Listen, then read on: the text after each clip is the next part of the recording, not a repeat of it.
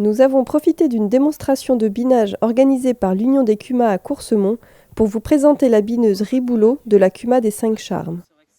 La particularité de ces machines-là, c'est qu'on est sur un système autopiloté et donc le chauffeur a juste besoin de regarder devant lui et c'est la machine qui traite ou qui bine elle-même. Donc le système, c'est qu'on a en fin de compte deux parties sur la bineuse. On a un premier élément qui est en fin de compte qu'on appelle une interface, donc qui est équipé de 2 cellules photoélectriques qui captent le rang de maïs et qui permet ensuite derrière de guider l'ensemble des éléments de binage. Donc ici il y en a 6 et donc qui permettent d'avoir des vitesses de binage qui peuvent atteindre 10, 12 voire 15 km/h. Et là on arrive à faire entre 2,5 et 3 hectares à l'heure. Donc là on est sur une bineuse à soc. Donc on a un système de protège-plan, donc c'est aujourd'hui même plus une option, mais c'est quelque chose qui est indispensable, notamment lors du premier passage pour éviter en fin de compte de couper tout simplement le maïs ou de le recouvrir.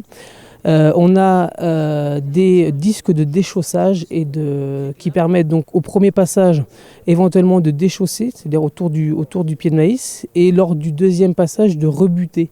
Et l'autre option que l'on a, ce sont des disques donc à peigne en caoutchouc qui permettent là donc de biner sur le rang et permettre un passage au plus près du rang pour éviter que donc ces adventices puissent venir concurrencer le pied du maïs. Et puis d'autres systèmes qui sont là plus courants pour lesquels on a plusieurs CUMA équipés sur le département.